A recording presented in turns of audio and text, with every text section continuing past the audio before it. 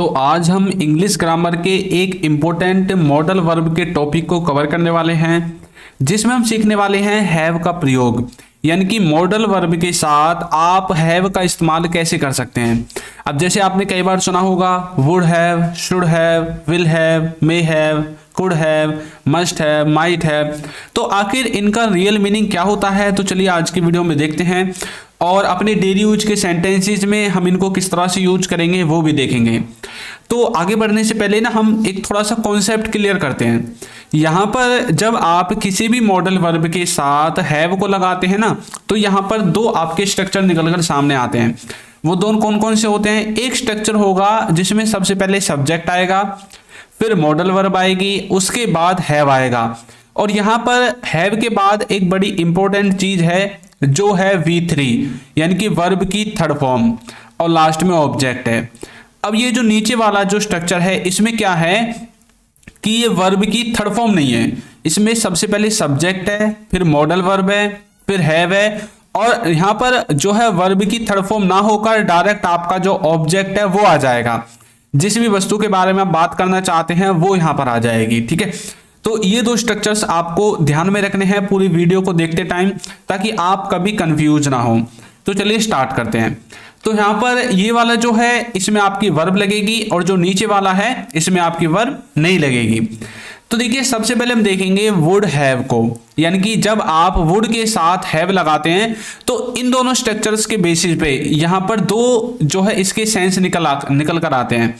एक होगा पास होगा, किसी के पास कुछ होगा। एक आपका सेंस होगा काम कर चुका होगा, कोई व्यक्ति किसी काम को कर चुका होगा।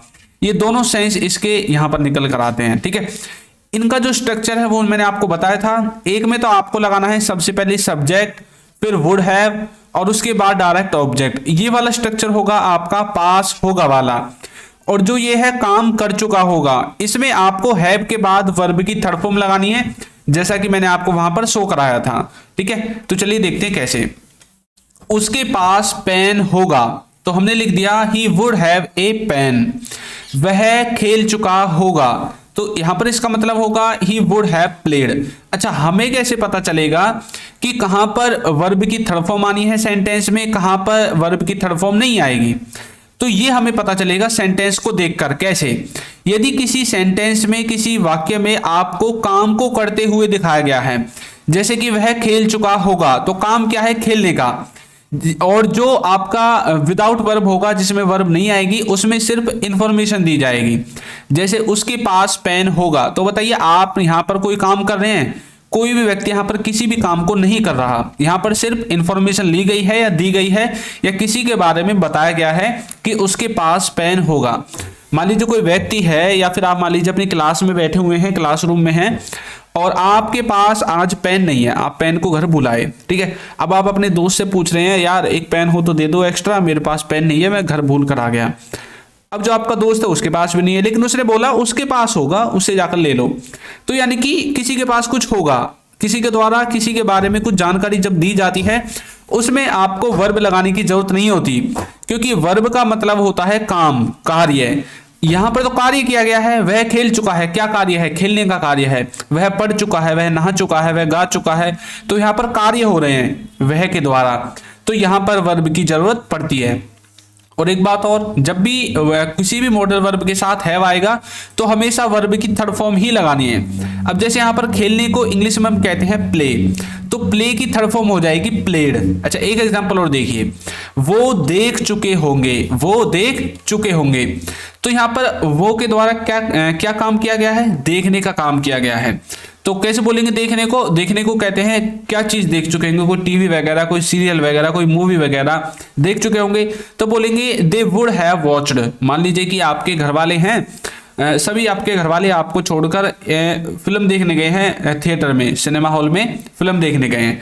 अब उनको गए बहुत टाइम हो गया। आपको पता है कि मूवी टाइमिंग क्या थी? अब मूवी टाइमिंग जो खत्म होने की थी उससे भी ज्यादा टाइम हो गया। अब आपसे कोई पूछ रहा है कि भाई आपके घर वाले कब तक आएंगे? तो आपने बोला भाई वो वहां से निकल लिए होंगे क्योंकि वो मूवी देखने गए थे और उन्होंने मूवी देख ली होगी, यानी कि वो देख चुके होंगे इस मूवी को, तो दे वुड हैव वॉच्ड। ठीक है, तो इस तरह से आप वुड हैव का इस्तेमाल करेंगे। किसी के पास कुछ होगा या फिर कोई व्यक्ति किसी काम को कर चुका होगा, दोनों ही सेंसेज में आप इसको इस्तेमाल कर सकते हैं। नेक्स्ट है आपका कुड हैव। कुड के साथ हैव का जब आप इस्तेमाल करेंगे तो यहां पर भी जैसे हमने वुड के साथ दो सेंस निकाले थे, यहां पर भी आपके दो सेंस निकलते हैं। एक होगा कर सकते थे, एक होगा पास हो सकती थी। कुछ कर सकते थे, कोई व्यक्ति किसी काम को कर सकता था पास्ट में, या फिर किसी के पास कुछ हो सकता था पास्ट में। इन दोनों ही सेंसेज में आप कुड का इस्तेमाल कर सकते हैं। ठीक है, अब यहां पर मैंने जो है थर्ड फॉर्म वाला स्ट्रक्चर लिख दिया है, जिसमें वर्ब नहीं है उसमें वर्ब नहीं लगानी है, ये मैंने आपको पहले ही बता दिया था।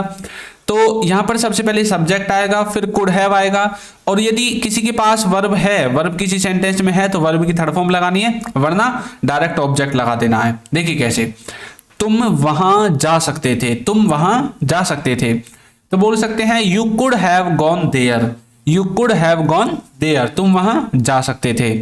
तुम्हारे पास कार हो सकती थी, you could have a car. अच्छा, ये जो सेंटेंस है तुम वहां जा सकते थे, इसका मतलब है कि आप वहां गए नहीं, तभी तो आपसे वो बोल रहा है तुम वहां जा सकते थे, गए क्यों नहीं।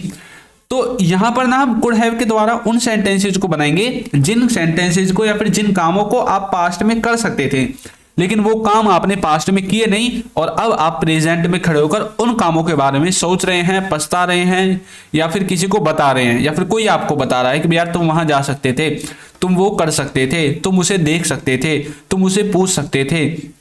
मतलब आप पास्ट में किसी काम को कर सकते थे, आपके अंदर उस काम को करने की एबिलिटी थी, लेकिन आपने वो काम नहीं किया। ठीक है, आगे है तुम्हारे पास कार हो सकती थी, यानी कि तुम्हारे पास कोई वस्तु हो सकती थी। ठीक है, अब कार के स्थान पर कुछ भी हो सकता है, तुम्हारे पास बैग हो सकता था, कार हो सकती थी, फोन हो सकता था, पैसे हो सकते थे, कुछ भी हो सकता था। ठीक है, तो you could have a car, तो यहाँ पर कार को आपको चेंज करना है और जो वस्तु आपके पास हो सकती थी उस वस्तु को यहाँ पर लिख देना है। समझ में आ गया किस तरह से आप कुड हैव को इस्तेमाल करेंगे। तो देखिए, यदि अभी तक आपने हमारे कोर्स को बाय नहीं किया है तो लिंक डिस्क्रिप्शन बॉक्स में आपको मिल जाएगा, वहां से जाकर आप उसको बाय कर सकते हैं। इसमें आपको बेसिक से एडवांस लेवल तक इंग्लिश ग्रामर मिलेगी और इंग्लिश के क्लास नोट्स भी आपको मिलेंगे, बच्चों के साथ आप प्रैक्टिस भी कर सकते हैं। ठीक है, A to Z जो है आपको वीडियो लेक्चर्स मिलेंगे, लास्ट में कोर्स सर्टिफिकेट भी मिलेगा, लिंक मिलेगा डिस्क्रिप्शन बॉक्स में।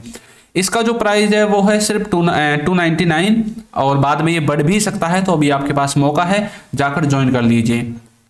और यदि आप हमारी ई बुक्स परचेज करना चाहते हैं तो इनका लिंक भी आपको नीचे डिस्क्रिप्शन बॉक्स में मिल जाएगा, वहां से जाकर आप इनको भी परचेज कर सकते हैं। नेक्स्ट है कैन हैव। कैन हैव का मतलब होता है पास हो सकता है, पास हो सकता है, किसी के पास कुछ हो सकता है प्रेजेंट में। आपके हिसाब से आपको ऐसा लगता है यार उसके पास ना ये हो सकता है, कई बार आप बोलते हैं ना, तो चलिए इसका स्ट्रक्चर देखते हैं। तो यहाँ पर सबसे पहले सब्जेक्ट आएगा, कैन हैव आएगा, और डायरेक्ट ऑब्जेक्ट आएगा, वर्ब कुछ नहीं आएगी। जैसे कि उनके पास पैसे हो सकते हैं, कई बार आप बोलते हैं ना उनके पास ना पैसे हो सकते हैं, तुम देख लो, तो बोल सकते हैं they can have money, they can have money, उनके पास पैसे हो सकते हैं। उसके पास घड़ी हो सकती है, तो बोल सकते हैं he can have a watch, he can have a watch. तो इस तरह से आपके हिसाब से किसी के पास कुछ हो सकता है प्रेजेंट में, आप यूज कर सकते हैं कैन हैव का। ठीक है, नेक्स्ट है हमारा मस्ट हैव। देखिए मस्ट हैव का मतलब होता है, अच्छा आप हैव को भूल जाइए थोड़ी देर के लिए, मस्ट को याद कीजिए। मस्ट का मतलब होता है जरूर, या फिर कोई चीज जब जरूरी होती है, आवश्यक होती है, यानी कि आपके हिसाब से आपको 100% लगता है कि वो काम होगा ही होगा, वो चीज होगी ही होगी 100%, तब आपको मस्ट का इस्तेमाल करना पड़ता है।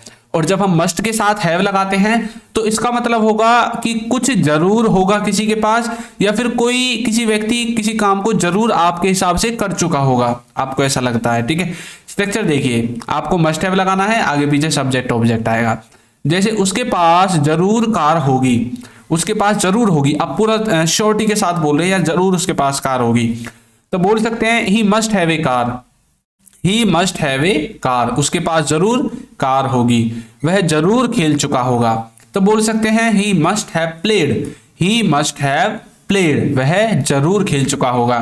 तुम जरूर पढ़ चुके होंगे, तो बोल सकते हैं you must have studied, you must have studied, तुम जरूर पढ़ चुके होंगे। तो आपके हिसाब से कुछ जरूर होगा किसी के पास, या फिर आपके हिसाब से कोई व्यक्ति किसी काम को अवश्य कर चुका होगा, जरूर कर चुका होगा। आप पूरी श्योरिटी के साथ बोलते हैं, 100% आपको पता है, तभी आपको मस्ट का इस्तेमाल करना है हैव के साथ। तो आपको मस्ट जो है यूज करना आ गया होगा, किस तरह से हम इस्तेमाल करते हैं। नेक्स्ट है विल हैव। विल हैव का मतलब होता है पास होगा, किसी के पास कुछ होगा या फिर कोई व्यक्ति किसी काम को कर चुका होगा। लेकिन इसका जो सेंस है अब तक के जितने भी मॉडल वर्ब हमने पढ़े हैं उन सबसे अलग है। क्यों? क्योंकि विल का इस्तेमाल हम करते हैं फ्यूचर में। फ्यूचर के जो सेंटेंसेस होते हैं उनको बनाने के लिए हम विल का इस्तेमाल करते हैं, ठीक है। तो अब आपको पता होगा कि जो विल है वो कहां पर यूज होगा। जब आप विल के साथ हैव लगाते हैं, तो विल के साथ जब हैव लगाएंगे तो आपको पता है फ्यूचर के परफेक्ट टेंस में इसका इस्तेमाल किया जाता है, और ये सिंपल सेंटेंसेज में भी यूज होता है। तो यहाँ पर जो है इसका स्ट्रक्चर रहेगा, सबसे पहले सब्जेक्ट, विल हैव और ऑब्जेक्ट। ये जो चुका होगा वाला होगा इसमें वर्ब की थर्ड फॉर्म आएगी, और पास होगा वाले में ये वाला स्ट्रक्चर आएगा। उसके पास पेन होगा। अब इसका मतलब है कि आने वाले समय में, फ्यूचर में उसके पास पेन होगा। तो बोल सकते हैं he will have a pen. He will have a pen, उसके पास पेन होगा। आने वाले समय में उसके पास पेन होगा। अभी उसके पास नहीं है, लेकिन हम फ्यूचर की बात बता रहे हैं, भविष्यकाल की बात बता रहे हैं कि भाई आने वाले समय में ना उसके पास पेन होगा। He will have a pen, ठीक है। वह खेल चुका होगा, तो बोल सकते हैं he will have played. He will have played, वह खेल चुका होगा। वो देख चुके होंगे, तो बोल सकते हैं they will have watched. They will have watched, वे देख चुके होंगे, खेल चुके होंगे, किसी भी काम को कर चुके होंगे आने वाले समय में। आपको ऐसा लगता है, ठीक है, आपको लगता है ऐसा। बाकी फ्यूचर के बारे में तो कोई कुछ नहीं जानता, कभी भी कुछ भी हो सकता है। तो इस तरह से आप विल हैव का इस्तेमाल कर सकते हैं, पास होगा या फिर कोई व्यक्ति किसी काम को कर चुका होगा। नेक्स्ट है मे हैव। मे हैव का मतलब होता है शायद होगा। शायद होगा, मे हैव, शायद किसी के पास कुछ होगा, ठीक है। तो आपको स्ट्रक्चर पता ही है, सब्जेक्ट ऑब्जेक्ट आगे पीछे हर किसी सेंटेंस में आते हैं। बाकी आपको मे हैव लगाना है, जहां पर वर्ब आएगी वर्ब लगाना है मे हैव के बाद। उसके पास शायद कार होगी। आपके हिसाब से उसके पास कार होगी, ही मे हैव ए कार, है ना। अकॉर्डिंग टू यू, आपके हिसाब से ही मे हैव ए कार, उसके पास एक कार होगी। वह खेल चुका होगा, he may have played. He may have played, तुम शायद पढ़ चुके होंगे। You may have studied. You may have studied, तुम शायद पढ़ चुके होंगे। तो इस तरह से मे हैव का इस्तेमाल कर सकते हैं, शायद कोई व्यक्ति किसी काम को कर चुका होगा इस वाले सेंस में, ठीक है। या फिर शायद किसी व्यक्ति के पास कुछ होगा।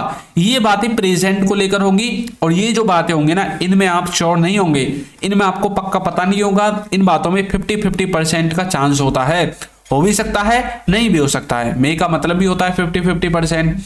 नेक्स्ट है used to have. Used to have का मतलब होता है हुआ करता था, किसी के पास कुछ हुआ करता था। तो यहां पर आपको सबसे पहले सब्जेक्ट लिखना है, यूज्ड टू हैव लिखना है, और फिर ऑब्जेक्ट लिखना है। उसके पास कार हुआ करती थी, तो बोल सकते हैं he used to have a car. He used to have a car. मेरे पास किताब हुआ करती थी, तो बोल सकते हैं I used to have a book. I used to have a book. उसके पास बाइक हुआ करती थी, तो बोल सकते हैं he used to have a bike. He used to have a bike, उसके पास बाइक हुआ करती थी।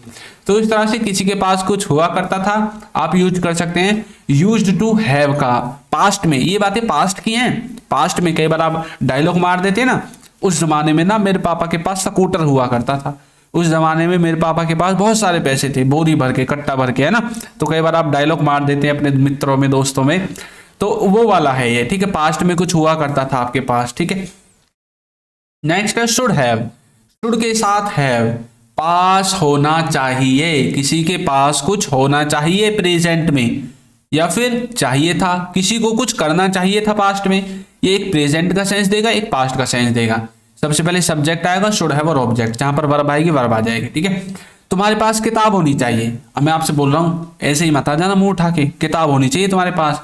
तो मैं बोल सकता हूं you should have a book, यानी कि मैं आपको सलाह दे रहा हूं, एक राय दे रहा हूं, बिना किताब के मत आ जाना। You should have a book, तुम्हारे पास किताब होनी चाहिए। उसे वहां जाना चाहिए था, तो बोल सकते हैं he should have gone there.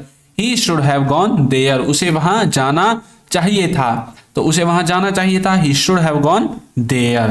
तो इस तरह से आप शुड हैव का इस्तेमाल कर सकते हैं। अच्छा, ये जो जाना चाहिए था ना, इसको आप पास्ट से लेकर बोल सकते हैं। पास्ट में किसी को कुछ काम करना चाहिए था आपके हिसाब से, आपको ऐसा लगता है कि उसे ये करना चाहिए था, आपको ऐसा लगता है उसे वो करना चाहिए था, तो आपके हिसाब से किसी को कुछ करना चाहिए था, शुड हैव का इस्तेमाल करेंगे। तो अब हम आपकी प्रैक्टिस के लिए एक सेंटेंस देते हैं, उसे मॉडल से सीखने चाहिए थे। अब बच्चे बोल रहे हैं सर हमसे इंग्लिश नहीं बोली जाती, अब मैं बोल रहा हूं उसे मॉडल से सीखने चाहिए थे। तो कमेंट करके बताना कि इसकी इंग्लिश क्या होगी, और हमारा जो कोर्स है लिंक डिस्क्रिप्शन में मिलेगा, वहां से जाकर आप उसको ज्वाइन कर सकते हैं। तो आपको वीडियो कैसी लगी है जरूर बताइएगा, और यदि अभी तक आपने हमारे चैनल को सब्सक्राइब नहीं किया है तो कर दीजिए, वीडियो को लाइक कर दीजिए और एक अच्छा सा कमेंट करना बिल्कुल ना भूलें। Thank you.